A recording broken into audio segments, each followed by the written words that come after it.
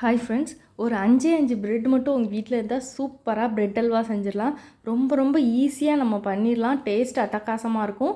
நமக்கு அதிக அளவில் நெய்யும் நமக்கு தேவைப்படாது. எப்படி செய்யலாங்கிறத பார்க்கலாம். ஃபஸ்ட்டு ப்ரெட்டோட இந்த கார்னர்லாம் நம்ம கட் பண்ணி எடுத்துடலாம். அதெல்லாம் நமக்கு தேவைப்படாது, அதனால் அதெல்லாம் எடுத்துருங்க. இந்த ஒயிட் கலர் போர்ஷனை மட்டும் எடுத்துகிட்டு இதை ஒரு குட்டி குட்டியாக பீஸ் போடணும். நான் ஒரு ப்ரெட்டை 4 பீஸாக வர மாதிரி கட் பண்ணியிருக்கிறேன். எதுக்குன்னா, இந்த ப்ரெட்டை இப்போ நம்ம ஆயிலில் பொரிக்கணும். அப்போ சின்னதாக கட் பண்ணால் நமக்கு கொஞ்சம் ஆயில் தான் தேவைப்படும். அல்லது 2 பீஸுனாலும் நம்ம கட் பண்ணிக்கலாம், நம்ம விருப்பம்தான். இது மாதிரி எல்லாத்தையுமே கட் பண்ணி வச்சுக்கோங்க. ஒரு பக்கம் ஆயிலும் நமக்கு ஹீட் ஆகிட்டு இருக்கட்டும். ஆயில் நல்லா ஹீட் ஆனதும் மீடியம் ஃப்ளேமில் வச்சுட்டு தான் நம்ம ப்ரெட் துண்டுகளை போட்டு பொரிச்சு எடுக்கணும்.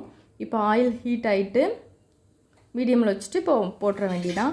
நான் கட் பண்ணி வச்சுருக்கிற ப்ரெட்டில் 2 பகுதியாக பிரித்து நான் போட்டு எடுத்துக்கிட்ட போகிறேன். அப்போ தான் ஆயிலில் போட்டு பொரிக்கிறதுக்கு அளவு கரெக்டாக இருக்குங்கிறதுக்காக. லைட்டாக கலர் வந்ததும் நம்ம அடுத்த பக்கம் திருப்பி போட்டு எல்லாத்தையும் பொன்னிறமாக நல்லா பொரித்து எடுத்துடலாம். நம்ம ரொம்ப அதிகமாக டார்க்காக கலர் வர அளவுக்கு நம்ம பொரிக்கக்கூடாது. கருகிற மாதிரியும் பொரிச்சிடாதீங்க. இந்த அளவு இருந்தால் கரெக்டாக இருக்கும். ஏன்னா இந்த கலர் தான் நமக்கு அல்வாக்கு வரும். அதனால் பார்த்துட்டு கரெக்டாக டக்குன்னு எடுத்துருங்க. நமக்கு கருகிராமல் இருக்கணும். இந்த மாதிரி எல்லா துண்டுகளையும் தனியாக பொரித்து எடுத்துக்கலாம். இப்போ நம்ம அல்வா செய்கிறதுக்கு ஸ்டார்ட் பண்ணலாம்.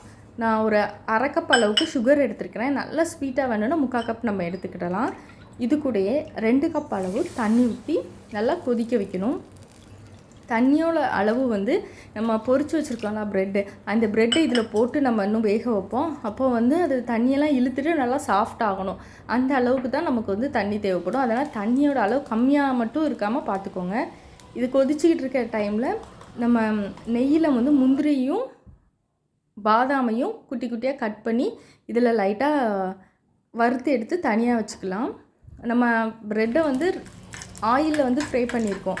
அதனால் நமக்கு நெய்லாம் ரொம்ப அதிகமாக நமக்கு தேவைப்படாது.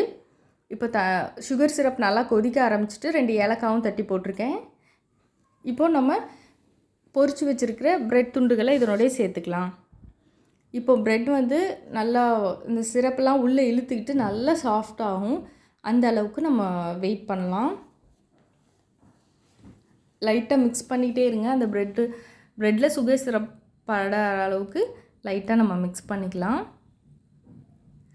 கொஞ்ச நேரத்தில் சூப்பராக இதை மாதிரி நல்லா தண்ணியெல்லாம் உள்ளே இழுத்துட்டு சாஃப்டாகும். இந்த டைமில் என்ன பண்ணணும்னா, எல்லாத்தையும் நல்லா மசிச்சு விட்டு ஒன்றா வர்ற அளவுக்கு நம்ம மிக்ஸ் பண்ணணும். நம்ம கிளறிக்கிட்டே இருக்க நல்லா சாஃப்டாகி நமக்கு அல்வா பதத்துக்கு சூப்பராக வந்துடும்.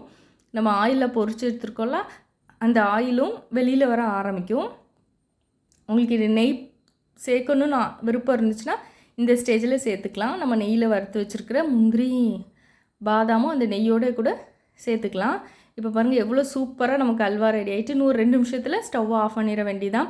நல்லா பாத்திரத்தில் ஒட்டாமல் நெய் அந்த எண்ணெய்லாம் வெளியில் திரண்டு வந்துச்சுன்னா சூப்பராக நமக்கு அல்வா ரெடி ஆகிட்டு. நீங்கள் 2-3 நாளுக்கு ஸ்டோர் பண்ணணுன்னா இன்னும் கொஞ்சம் நீங்கள் நெய் சேர்த்து மிக்ஸ் பண்ணிக்கோங்க. தேங்க்ஸ் ஃபார் வாட்சிங்.